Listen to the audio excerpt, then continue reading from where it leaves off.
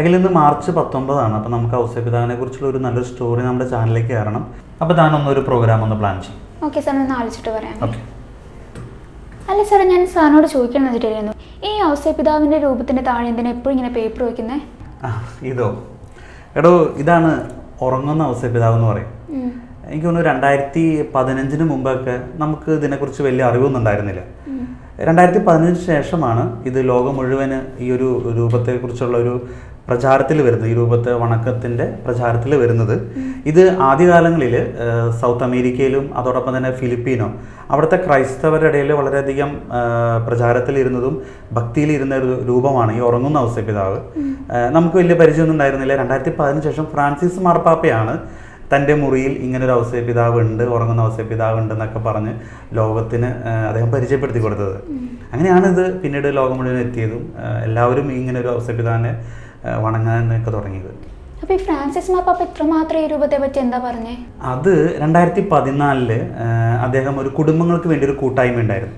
അപ്പോൾ അവിടെ വെച്ച് അദ്ദേഹം ഇങ്ങനെ തൻ്റെ മുറിയിൽ ഇങ്ങനെ ഒരു ഉറങ്ങുന്ന ഔസേപിതാവുണ്ടെന്നും ഈ സഭയെക്കുറിച്ചുള്ള പ്രതിസന്ധികളും പ്രശ്നങ്ങളും ബുദ്ധിമുട്ടുകളൊക്കെ ഉണ്ടാകുമ്പോൾ ഫ്രാൻസിസ് മാർപ്പാപ്പ പറഞ്ഞു, എൻ്റെ മുറിയിൽ എൻ്റെ ടേബിളിലുള്ള ഔസേപിതാവിൻ്റെ ഇതുപോലെ ഒരു ഉറങ്ങുന്ന ഔസേപിതാവിൻ്റെ രൂപത്തിന് താഴെ അദ്ദേഹം അത് കുറിപ്പായിട്ട് ഒരു പേപ്പറിൽ എഴുതി ഇങ്ങനെ ഉറങ്ങുന്ന ഔസേപിതാവിന് താഴെ വയ്ക്കും. അങ്ങനെ താഴെ വെച്ച് പ്രാർത്ഥിച്ചു കഴിഞ്ഞാൽ ഔസേപിതാവ് ഉറക്കത്തിൽ നമ്മുടെ ഫ്രാൻസിസ് മാർപ്പാപ്പയുടെ എല്ലാ ആവശ്യങ്ങളും നിറവേറ്റി കൊടുക്കുമെന്നാണ് മാർപ്പാപ്പ പറഞ്ഞത്. ഈ ഉറങ്ങുന്ന ഔസേപിതാവ് ഈ അത്ഭുതങ്ങളൊക്കെ ചെയ്യോ? ബൈബിളിൽ ഔസേപിതാവിനെ ചിത്രീകരിച്ചിരിക്കുന്ന എല്ലാം ഉറക്കത്തിൽ സന്ദേശങ്ങൾ ലഭിക്കുന്ന ഒരു വ്യക്തിയായിട്ടാണ്. നമുക്കറിയാം, പരിശുദ്ധ അമ്മയെ രഹസ്യമായിട്ട് ഉപേക്ഷിക്കുന്ന സമയത്ത് മാലാഖ പ്രത്യക്ഷപ്പെട്ടതും, അതിനുശേഷം ഈശോയെ പ്രസവിച്ചതിന് ശേഷം ഹെറോദോസ് കൊല്ലാൻ നോക്കിയപ്പോൾ ഈജിപ്തിലേക്ക് പലായനം ചെയ്യാനായിട്ട് പറഞ്ഞതും ഉറക്കത്തിലായിരുന്നു. അതിനുശേഷം ഹെറോദോസ് മരിച്ചപ്പോഴും മാലാഖ ഉറക്കത്തിലാണ് ഔസേപിതാവിന് പ്രത്യക്ഷപ്പെട്ടത്. ഉറക്കത്തിൽ പ്രത്യക്ഷപ്പെട്ടാണ് പറഞ്ഞ് തിരിച്ച് ഇപ്പോൾ ഒരു ശിശുവിനെ വധിക്കാനുള്ളവർ മരിച്ചു കഴിഞ്ഞു എന്ന് പറഞ്ഞത്. അപ്പോൾ അവിടെയൊക്കെ നമുക്ക് കാണാം, ഉറക്കത്തിലാണ് ഔസേപിതാവിന് സ്വർഗവുമായിട്ടുള്ളൊരു ബന്ധം ഉണ്ടായിരുന്നത് തന്നെ. അതിനുശേഷം നമുക്ക് നോക്കാം, ഔസേപിതാവിനെ കുറിച്ചൊന്ന് ചിന്തിച്ചു നോക്കി. ഔസേപിതാവ് ഈശോയെ മാതാവ് പ്രസവിച്ചതിന് ശേഷം വളരെ മണിക്കൂറുകൾക്കുള്ളിൽ തന്നെ ഔസേപിതാവിനെ ഈശോയെ കൊല്ലാൻ ഹെറോദോസ് രാജാവ് തീരുമാനിക്കുകയാണ്. ഒരു രാജാവിൻ്റെ കൽപ്പനയാണ്. ഒരു ചെറിയൊരു രാജ്യം മുഴുവൻ ഭടന്മാർ ഇറങ്ങിത്തിരിക്കുകയാണ് കൊല്ലാനായിട്ട്. ഈ പാതിരാത്രി ഉറക്കത്തിൻ്റെ ഇടയിൽ ഇങ്ങനെ ഒരു സന്ദേശം ലഭിച്ച് ആ നിമിഷം തന്നെ അദ്ദേഹം വളരെ പെട്ടെന്നായിരുന്നു എണീക്കുന്നതും. അതിനുശേഷം ഇത്രയും ഭടന്മാരെ കണ്ണുവെട്ടിച്ച് മറ്റൊരു രാജ്യത്ത് അദ്ദേഹം എത്തി. അതൊരു സാധാരണക്കാരന് പറ്റുമോ? നമ്മളിപ്പോൾ എപ്പോഴും ഔസേപിതാവിനെ കാണുന്നത് ശാന്തനായ ഒരു വ്യക്തി എന്നല്ലേ?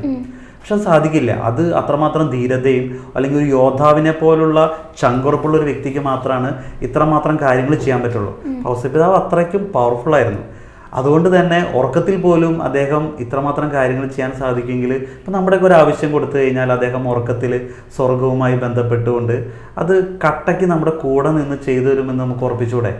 അല്ല, അപ്പോൾ സാറിൻ്റെ ആഗ്രഹങ്ങൾ ഇതേപോലെ എഴുതി വെച്ചിട്ട് നടന്നിട്ടുണ്ടോ? തീർച്ചയായിട്ടും. ഞാനിപ്പോൾ കുറച്ച് വർഷങ്ങളായിട്ട് എൻ്റെ ടേബിളിൽ, ഓഫീസ് ടേബിളിൽ ഈ ഒരു രൂപം ഉണ്ടാവും. അതിന് താഴെ ഞാൻ കുറേ കാര്യങ്ങൾ എഴുതി വയ്ക്കും. എനിക്ക് എഴുതി വെച്ചതെല്ലാം നടത്തി കിട്ടുന്നതനുസരിച്ച് ഞാൻ പേപ്പറുകൾ മാറ്റും, പുതിയ പേപ്പറുകൾ. ഇപ്പോഴത്തെ എൻ്റെ ആവശ്യമാണ് ഞാൻ ഈ പേപ്പറിൽ എഴുതി വെച്ചിരിക്കുന്നത്. ഞാൻ പ്രാർത്ഥിക്കുന്നുണ്ട്, ഇത് എന്താ പറയുക, കുറച്ച് നാളുകൾക്കുള്ളിൽ തന്നെ ഇതെനിക്ക് സാധിച്ചു കിട്ടുമെന്ന് എനിക്ക് ഒരു ഉറപ്പുണ്ട്. അങ്ങനെയാണെങ്കിൽ എനിക്ക് എന്തെങ്കിലും ആവശ്യം വന്നു കഴിഞ്ഞാൽ ഇതേപോലെ എഴുതി രൂപത്തിന് താഴെ വെച്ചാൽ മതിയില്ലേ? മതി. അതൊക്കെ നമ്മുടെ വിശ്വാസം പോലെ ഇരിക്കും. നമ്മൾ ദൈവത്തോട് പ്രാർത്ഥിക്കുന്നു, നമ്മൾ എത്രമാത്രം വിശ്വാസത്തിൽ അധിഷ്ഠിതമായി പ്രാർത്ഥിക്കുന്നു, അതനുസരിച്ച് ദൈവം നമുക്ക് കാര്യങ്ങൾ നടത്തി തരും. നമ്മുടെ പ്രാർത്ഥനയാണ്. അത് പല വ്യക്തികൾ പലവരിലൂടെയാണ്. ചിലപ്പോൾ വിശുദ്ധരിലൂടെ, മറ്റു പല വിശുദ്ധരിലൂടെ, പരിശുദ്ധ അമ്മയിലൂടെ ഒക്കെ നമ്മൾ ദൈവത്തിൻ്റെ അടുത്ത് പ്രാർത്ഥനകൾ സമർപ്പിച്ച് നമ്മൾ സാധിച്ചു കിട്ടുന്നു. ഇപ്പം ഞാൻ ഇതിൽ വിശ്വസിക്കുന്നു, ഈ ഒരു പ്രവൃത്തിയിൽ വിശ്വസിക്കുന്നു, അതിലൂടെ എൻ്റെ കാര്യങ്ങൾ സാധിച്ചു കിട്ടുന്നു. നമുക്ക് ദൈവത്തോട് പ്രാർത്ഥിച്ചാൽ നടത്തി കിട്ടാത്തതായ ഒരു കാര്യവും ഈ ലോകത്തില്ല. അപ്പോൾ ഈ മാർച്ച് 19 ഉറങ്ങുന്ന ഔസേപിതാവിനെ നമുക്കൊരു ടോപ്പിക്കായിട്ട് എടുത്താലോ? പിന്നെന്തേ, നല്ലതല്ലേ?